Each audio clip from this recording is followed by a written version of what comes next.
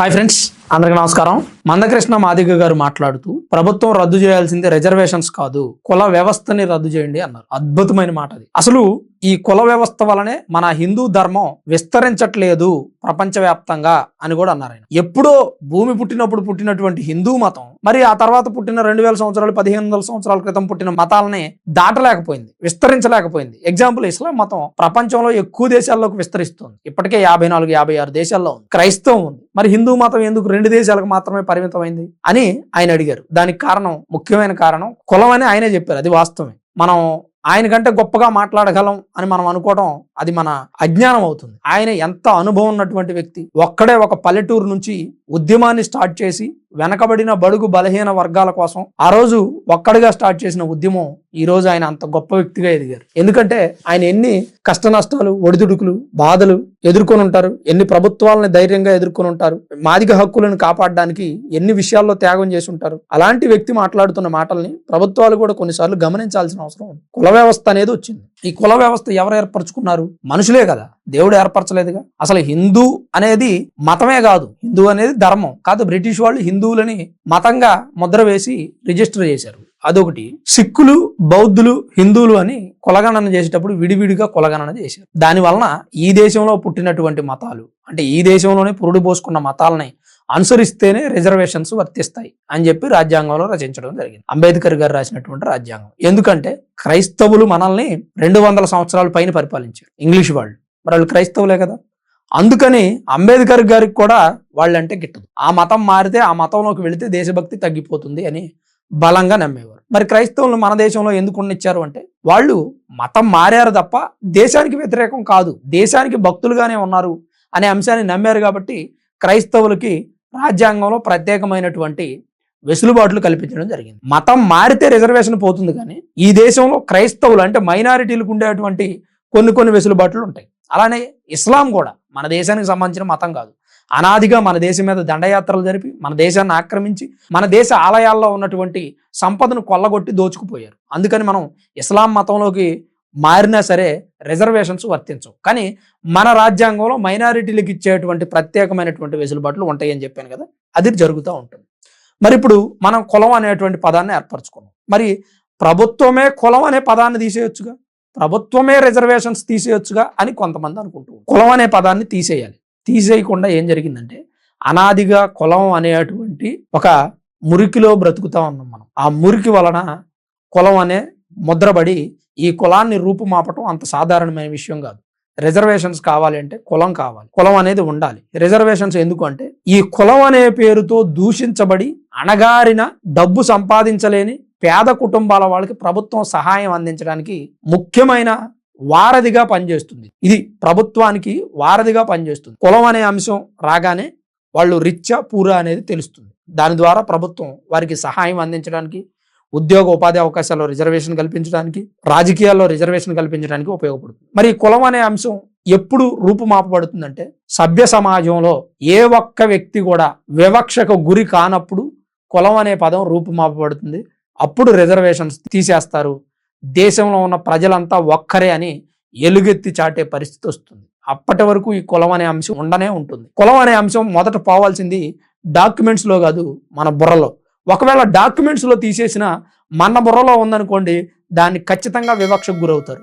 ఆ సందర్భంలో ఆ ప్రజలు ఇప్పటికీ మారుమూల ప్రాంతాల్లో ఎన్నో రకాల కులాల వివక్ష జరుగుతూనే ఉంది. నిత్యం లేచిన దగ్గర నుంచి అగ్ర కులాల వాళ్ళు తక్కువ కులాల వాళ్ళని మంచినీళ్ళు తాగనివ్వకపోవడం, వాళ్ళ చెరువు బావి దగ్గర నీళ్లు తెచ్చుకోలేకపోవడం, లేదంటే వాళ్ళు చనిపోతే వాళ్ళ శ్మశానానికి తీసుకువెళ్ళలేకపోవడం, ఇట్లాంటి అనేక అంశాలు జరుగుతూ ఉంటాయి. వీళ్ళని నేను లోతుగా వాళ్ళ గురించి ఎంక్వైరీ చేసి తెలుసుకుని కొన్ని విషయాలను అడిగితే ఎందుకు రానివ్వట్లేదు ఏంటని నేను నా పర్సనల్గా మాట్లాడిన సందర్భంలో వాళ్ళు చెప్పేది ఏంటంటే, ఇప్పుడు మా బావి దగ్గర నీళ్లు తోడుకుంటారండి, మేము చాలా నీట్గా శుభ్రంగా నీళ్లు తోడుకొని నీట్గా ఉంచుకుంటాం, ఈ పరిసరాలు వాళ్ళు వస్తే పాడు చేస్తారండి అని చెప్తా ఉన్నారు. మరి అటువంటిప్పుడు వాళ్ళు చదువుకోలేదండి. కొంతమంది చదువుకున్న వాళ్ళు చదువు లేని వాళ్ళకి జ్ఞానం నేర్పండి, నీట్గా ఉంచుకోండి పరిశుభ్రాలు, తద్వారా రోగాలు వస్తాయి, శుభ్రంగా ఉంచుకోండి అనేటువంటి ఎక్స్ప్లెయిన్ చేయండి అని చెప్పడానికి ప్రయత్నం చేశారు. అలానే శ్మశానంలోకి తక్కువ కులాల వాళ్ళు చనిపోతే రానివ్వట్లేదు అంటే ఇది కూడా నా ముందుకు వస్తే నేను కొంతమందితో మాట్లాడితే వాళ్ళు చెప్పింది ఏంటంటే, అలా వచ్చిన తర్వాత వాళ్ళు ఏం చేస్తున్నారంటే మన హిందూ సాంప్రదాయం ప్రకారం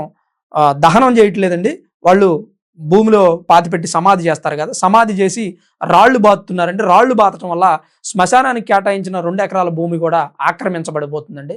మరి ఇంకా మిగిలిన వాళ్ళ కార్యక్రమాలు చేయాలంటే ఎక్కడ చేస్తామండి, అందుకని వాళ్ళకి ప్రత్యేకమైన స్థలం కేటాయించుకోమని చెప్పామని కొంతమంది చెప్పినటువంటి మాటలు. వీటిలో కొంత న్యాయం ఉండొచ్చు, కొంత అన్యాయం ఉండొచ్చు, లేదా వాళ్ళు నాకు అబద్ధం చెప్పి ఉండొచ్చు, లేదా జరిగేది అది కాకపోయి ఉండొచ్చు, మరి ఇంకేదో కోణం ఉండొచ్చు. ఉంటాయి ఖచ్చితంగా, మారుమూల ప్రాంతాల్లో లేకుండా అయితే ఉండవు. మరి ఈ కులం అనేది ఎలా పోవాలి అంటే ప్రభుత్వం తీసేయాలని చాలా మంది అంటున్నారు, వాస్తవం అది. కానీ ప్రభుత్వం తీసేసిన ఇక్కడ పెద్ద తంట వస్తుంది. ప్రభుత్వం కులం తీసేస్తుంది. కులం తీసేస్తే ప్రజల మెదడులో నుంచి కులం పోలేదనుకోండి, సభ్య సమాజంలో నుంచి కులం పోలేదనుకోండి, ఈ వెనకబడిన వర్గాల వారిని అగ్ర కులాల వాళ్ళు బాగా టార్చర్ చేస్తారు, ఇబ్బంది పెడతారు. వాళ్ళు రూపాయి సంపాదించుకోలేరు, ఆర్థికంగా బలపడలేరు. అటువైపు రిజర్వేషన్ తీసేసింది కాబట్టి, కులం లేదు కాబట్టి ప్రభుత్వం కూడా వారికి సహాయం చేయలేదు. అసలు మనం ఈ కులం అనేది కానీ రిజర్వేషన్ అనేది కానీ ఎందుకు పెట్టుకున్నామంటే, కులం అనే పదం ద్వారా రిజర్వేషన్ ఇస్తున్నాం. రిజర్వేషన్ ఎందుకు ఇస్తున్నామంటే, అనాదిగా వాళ్ళు అణిచివేయబడ్డారు, వివక్షకి గురయ్యారు కాబట్టి వారికి రిజర్వేషన్స్ ఇచ్చి కొంత వాళ్ళ ఆర్థిక అభివృద్ధికి తోడ్పడదాం, వారిని కూడా సభ్య సమాజంలో మిగిలిన కులాల వారిగా తీర్చిదిద్దుదాం అనే ఉద్దేశంతో అప్పుడున్నటువంటి సంఘ సంస్కర్తలు, స్వాతంత్రోద్యమ నాయకులు, పెద్దవాళ్ళు, జ్ఞానం ఎరిగిన వ్యక్తులు, రాజ్యాంగాన్ని రచించిన వ్యక్తులు ఈ నిర్ణయాన్ని తీసుకున్నారు. మందాకృష్ణ మాదిగ గారు చెప్పినట్టు ఖచ్చితంగా కులం అనే పదం అంతరించిపోవాలి, సభ్య సమాజంలో రావాలి ఆ మార్పు. అలా ఆయన హిందూ మతం గురించి మాట్లాడిన మాటలు వింటుంటే రోమాలు నెక్కబడుచుకుంటాయి. అద్భుతం అది అసలు. ఏ ఒక్క వ్యక్తి కూడా, చాలా మంది దళితులు ఈ విషయాన్ని తెలుసుకోవాలి. మందాకృష్ణ మాదిగ గారిని ఫాలో అయ్యే వ్యక్తులు ఈ విషయాన్ని తెలుసుకోవాలి. ఆయన ప్రతి అంశాన్ని పోరాటం చేసే విధంగా తీసుకుంటారు కాబట్టి ఆయన ఇలా మాట్లాడారు అని మీరు అనుకోవచ్చు. వాస్తవం అది. పోరాటం చేయాలి, ప్రతి విషయానికి పోరాటం చేయాలి, మన హక్కులు సాధించుకోవడానికి పోరాటం చేయాలి. ఆయన చెప్పారు, దళితుల్ని ఈరోజు అణిచివేస్తున్నారు, మాకు త్రేతాయుగం నుంచి దళితులకి ఎంత గొప్ప పేరుందండి. జాంబవంతుడు మా దళితుడు, మేము కృష్ణుడితో యుద్ధం చేశాం శమంతకం అనే విషయంలో. తర్వాత జాంబవంతుడు కూతుర్ని కృష్ణుడికి ఇచ్చి వివాహం చేశారు. శ్రీరాముడు సీతమ్మ వారు కలుసుకోవడానికి వారిద్దరిని కలపడంలో మా పాత్ర అమోఘమైనది అని చెప్పారు. మరి ఆంజనేయుడికి తన శక్తి ఏంటో తనకి తెలియజేసింది జాంబవంతుడే కదా. ఆంజనేయ, నీ శక్తి నీకు తెలియదు, నీవు ఈ సముద్రాన్ని దాటగలవు, దాటి లంకలో ఉన్న సీతమ్మ వారికి రాముని వివరాలు తెలపగలవు అని చెప్పి ఆంజనేయుడిని ఉపగించింది జాంబవంతుడు కాదా. మరి అంత గొప్ప చరిత్ర ఉంది జాంబవంతుడికి. ఆయన దళితుడే కదా. మరి ఆంజనేయుడు ఎవరు? ఆదివాసి, ఆయన అంటే ఎస్టీ. మరి అంత గొప్ప వ్యక్తులు ఇలాంటి కులాల్లో పుట్టితే మనం ఇంకా కులం కులం కులం కులం అని అనుకుంటూనే ఉన్నాం. ఒక అంశం నేను ఇందాక చెప్పినట్టు శుభ్రం అనే కార్యక్రమం కొంత ఈ కులాల వారిని దూరంగా పెడుతుందని చాలా మంది మాట్లాడుతున్నారు. ఇప్పుడు చదువుకున్న వాళ్ళు ఉన్నారండి, ఎడ్యుకేట్ అయ్యారు, వారి వారి పెద్దలకు నేర్పుకుంటారు. ఇంకొకటి ఏంటంటే, ముందు నీట్గా ఉండాలి అంటే ఆర్థికంగా బాగుండాలి. మరి ఆర్థికంగా బాగుండడం అంటే ఏంటి? డబ్బు సంపాదించడమే. వాళ్ళు డబ్బు సంపాదించాలి, ఆర్థికంగా ఎదగాలి అంటే సమాజంలో ఉన్న ప్రతి ఒక్కరూ వారికి సహాయం చేయాలి. ఇప్పుడు ఈరోజు మొన్న ఒక పాస్టర్ చింతాడ ఆనంద్ అనే వ్యక్తి, గుంటూరు జిల్లా బాపట్ల ఒక ఆయన పిట్టలవాని పాలయానికి చెందిన వ్యక్తి, ఆయన హైకోర్టులో పిల్లు వేశారు రాజిరెడ్డి అని ఆయన మీద. రాజిరెడ్డి అనే వ్యక్తి నన్ను కులం పేరుతో దూషించాడండి అని చెప్పి కేసేసాడు. హైకోర్టులో అది విచారణకు వచ్చినప్పుడు అసలు నీ కులం వర్తించదు, నువ్వు క్రిస్టియన్ అని చెప్తున్నావు కదా, క్రైస్తవ మతంలోకి వెళ్ళిన వ్యక్తికి కులమే వర్తించదు, ఎస్సీ ఎస్టీకి కేసు పెట్టడానికి నువ్వు అనర్హుడు అని చెప్పి హైకోర్టు చెప్పింది. ఆయన అంతటితో ఆకుండా సుప్రీంకోర్టుకు వెళ్ళారు. సుప్రీంకోర్టులో కూడా అదే చొక్క ఎదురైంది, వెనక్కి తిరిగి వచ్చారు. ఇప్పుడు దీని మీద వివాదం నడుస్తుంది. అలానే సుప్రీంకోర్టు ఇచ్చిన తీర్పు గురించి వివాదం నడుస్తుంది. ఈ సుప్రీంకోర్టు ఇచ్చిన తీర్పుని కొంతమంది ఏమంటున్నారంటే, అవును దళితులు అయ్యుండి హిందూ మతాన్ని ఆచరిస్తే సరిపోతుంది కదా, క్రైస్తవ మతంలోకి వెళ్లాల్సిన అవసరమే ఉంది అని అంటున్నారు. ఆ మాట అడిగితే క్రైస్తవ మతంలోకి వెళ్ళిన వ్యక్తులు ఏమంటున్నారంటే, నీకేం తెలుసు చెప్పొచ్చులా కానీ వెళ్ళవాయా, మేము హిందూ మతంలో ఉంటే మమ్మల్ని గుళ్ళోకి రానివ్వట్లేదు, మాకు ప్రసాదాలు ఇవ్వట్లేదు, మేము దేవుని దర్శనం చేసుకుంటామంటే తోసేస్తున్నారు, నెట్టేస్తున్నారు. ఇలాంటి లోఫర్గాళ్ళు ఇంకా ఉన్నారు, తోసేసే లోఫర్గాళ్ళు. ఎందుకు తోసేస్తున్నారండి? దేవుడు మీకు సొంతమా? ఆ రోజు శ్రీరామునికి సాయం చేసింది దళితులు, ఆదివాసీలు. మీరు చేశారా? ఎంతమంది బ్రాహ్మణులు శ్రీరామునికి సాయం చేశారండి? ఆ మాట అంటే చాలా మంది కోపం రావచ్చు. బ్రాహ్మణులు అణిచివేస్తున్నారు అనే అంశాన్ని ఎందుకో నేను అగ్రి అవ్వలేకపోతున్నా. అది నా బలహీనత మేబీ. ఎందుకంటే నేను చూసిన సమాజంలో మేబీ నేను పుట్టినటువంటి సంవత్సరాన్ని బట్టి, ఇప్పటి కాలాన్ని బట్టి బ్రాహ్మణులు అణిచివేస్తున్నారు అనే విషయం నా దృష్టికి రాకపోతుంది. కారణం ఏంటంటే, ఒకప్పుడు బ్రాహ్మణులు అణిచివేశారని పుస్తకాల్లో చదువుకున్నాం, కానీ ఈ కాలంలో బ్రాహ్మణులు ఎక్కడున్నారండి? వాళ్ళ బొంద. చాలా మంది అసలు అర్చకత్వం చేయడమే మానేశారు. బ్రాహ్మణులు కూడా చాలా మంది అర్చకత్వం చేయడం మానేశారు. ఎక్కువ మంది సినిమాల్లోకి వెళ్ళిపోయారు.